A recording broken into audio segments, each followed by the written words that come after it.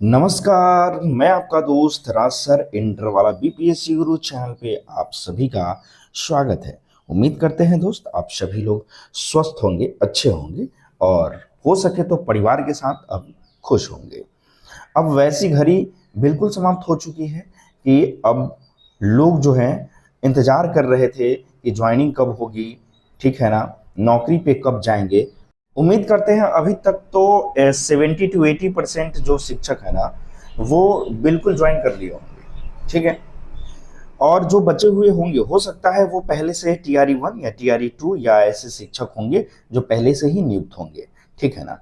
तो 70 to 80% तो complete हो ही गया होगा। जिनका जिनका योगदान हो चुका है उनको मैं दोबारा धन्यवाद देना चाहता हूं और एक बार बधाई देना चाहता हूं।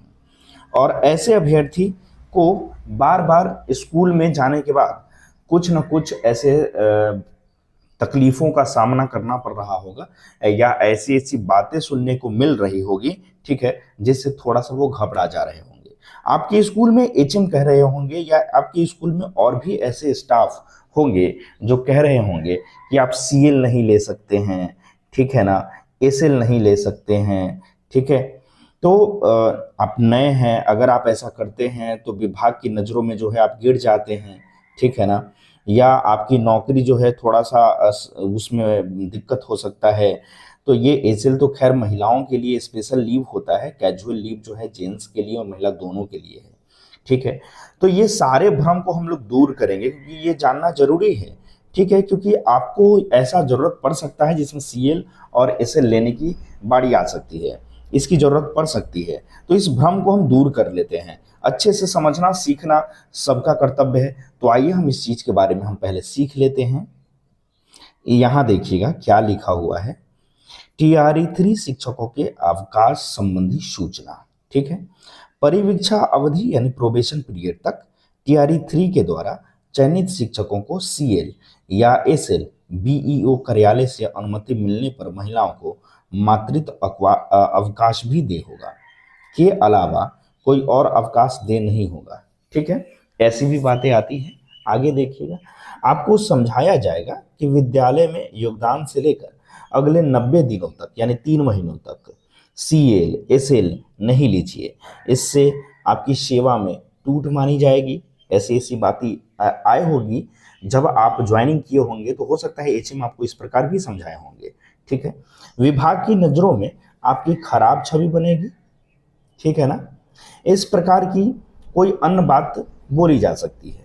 लेकिन दोस्तों आपको इस बात पर बिल्कुल ध्यान नहीं देना है, याद रखिएगा, आपको इस बात पर बिल्कुल ध्यान नहीं देना है। आपको इस चीज को अच्छे से समझ लेना है। देखिए, आप अपनी जरूरत के हिसाब से कभी भी CL या SL, है ना, आवेदन के करने के लिए आप स्वतंत्र है, कोई दिक्कत नहीं है। आप CL SL ले सकते हैं। लेकिन बहुत सारे ऐसे लोग हैं जो आपको भरमाएंगे, ठीक है, कि नए नए हैं, नहीं नहीं CL मत लीजिए, नहीं मिलता है CL SL नहीं मिलता है, ठीक है ना। तो ऐसी कोई बात नहीं है। कैजुअल लीव यानी CL होता क्या है दोस्तों, तो इस चीज को हम समझेंगे कि CL यानी ये है कैजुअल लीव। ये क्या होता है इसको हम लोग समझ लेते हैं। कैजुअल लीव यानी CL 1 वर्ष जनवरी से दिसंबर तक यानी पूरे साल भर में आपको कितना मिलता है पता है? 16 मिलता है, 16 CL मिलता है, ठीक है। पूरे साल भर में 16 को आप CL आप ले सकते हैं, इसका प्रावधान है। TRE 3 के द्वारा चयनित शिक्षकों ने मई में विद्यालय में योगदान किया है। चूंकि TRE 3 वाले तो मई में योगदान किए हैं, तो उनके लिए तो 6 महीना ही बचा, तो उसके हिसाब से तो आधा ही CL होना चाहिए, ठीक है। तो इसलिए दिसंबर 2025 तक TRE 3 के सभी शिक्षक, महिला हो या पुरुष शिक्षक हो, लगभग 9 CL का ही उपभोग कभी भी कर सकते हैं। यानी आपको 9 CL मिलेगा ही मिलेगा, ठीक, 9 CL मिलेगा। 8 ही CL मिलना चाहिए था 50%। लेकिन बात यहाँ है कि आप तो योगदान मई में कर रहे हैं, तो आपका 1 महीना बढ़ गया, तो उसमें 1 CL ऐड हो जाएगा, तो 9 CL आपको उपभोग करने को मिल सकता है, ठीक है। तो आप निश्चिंत रहिए, CL भी मिलेगा। SL के बारे में देखिए क्या है। SL क्या है?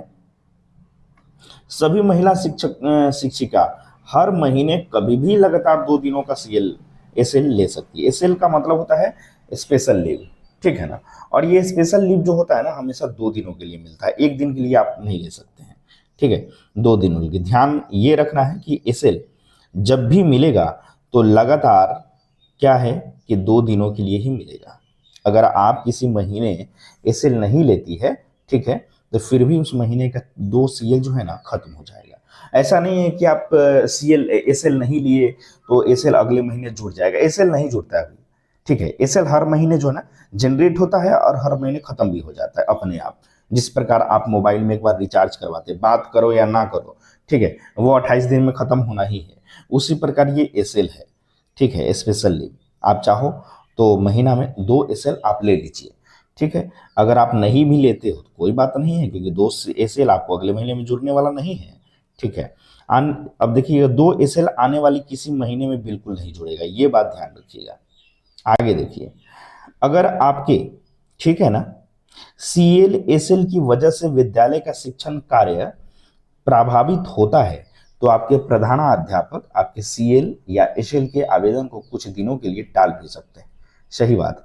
ऐसी स्थिति में आपको अपने प्रधानाध्यापक से बहस या झगड़ा नहीं करना है, याद रखना है, बहस या झगड़ा नहीं करना है, क्योंकि वो स्कूल के हेड है, वो जो फैसला लेंगे वो स्कूल के हित में ही लेंगे। अगर आप अपने प्रधानाध्यापक से किसी प्रकार की बदतमीजी करेंगे और, ठीक है ना, अगर आपके प्रधानाध्यापक इसकी शिकायत बीईओ यानी ब्लॉक एजुकेशन ऑफिस में या डीईओ या डिस्ट्रिक्ट एजुकेशन ऑफिसर को कार्यालय में कर देते हैं तो फिर आपकी परिवीक्षा अवधि में होने के कारण, ठीक है, आपको अपनी नौकरी से हाथ भी धोनी पड़ सकती है, ठीक है, ये भी हो सकता है। तो अभी पता है ना आपको प्रोबेशन पीरियड चल रहा है, प्रोबेशन पीरियड साल भर का हो गया, पहले 2 साल था, अब साल भर का हो गया।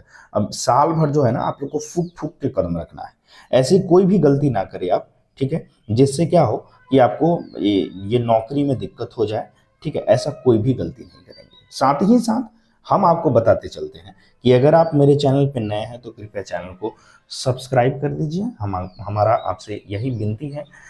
मैंने आप सभी को पैन कार्ड जनरेट के बारे में या पैन कार्ड अप्लाई के बारे में बहुत अच्छे ढंग से समझाया है। आप अगर इस वीडियो को नहीं देखे हैं तो आप पिछले वाले वीडियो को जरूर देख लीजिएगा, जिसमें पैन के बारे में कौन कौन से डॉक्यूमेंट लगेंगे, पैन कार्ड जनरेट कब होगा। ऐसा तो नहीं है कि आप सीधे योगदान कर लिए स्कूल में और चले गए पैन कार्ड जनरेट करवाने, अप्लाई करवाने, तो ऐसा नहीं होगा, ठीक है ना। सारे नियम और सिस्टम है, उसको हाँ याद रहे कि पैन कार्ड अप्लाई करवाने से पहले आपके अपने जिले के डीडीओ नंबर मिलना चाहिए, ठीक है। जो डीडीओ नंबर होते हैं वो डीडीओ एक कोड होता है प्रत्येक जिला का, ठीक है ना, वो डीडीओ कोड, ठीक है, डीडीओ कोड होता है। ये डीडीओ कोड जो है ना ये मिलने के बाद यानी हर एक जिला का जो जिला शिक्षा पदाधिकारी है वो इस चीज को प्रकाशित कर देंगे, ठीक है। चिंता आपको नहीं करना है, कोई भी हड़बड़ी नहीं है। आप जिस दिन से योगदान किए हैं उसी दिन से सैलरी मिलेगी, ठीक है। तो ये डीडीओ कोड होगा, इसको आप लेके जाएंगे, ये यानी ये आपके पास होना चाहिए, कोड होना चाहिए, उसके बाद ही पैन कार्ड जनरेट होगा। टेक्निकल ज्वाइनिंग होने के बाद ही पैन कार्ड जनरेट होगा। और ये सब अगर अच्छे से समझना है तो आप वीडियो को जरूर देखिएगा, वॉच करिएगा। इसको सुनने के लिए बहुत बहुत धन्यवाद। फिर अगले अपडेट के लिए मिलते हैं, तब तक के लिए धन्यवाद।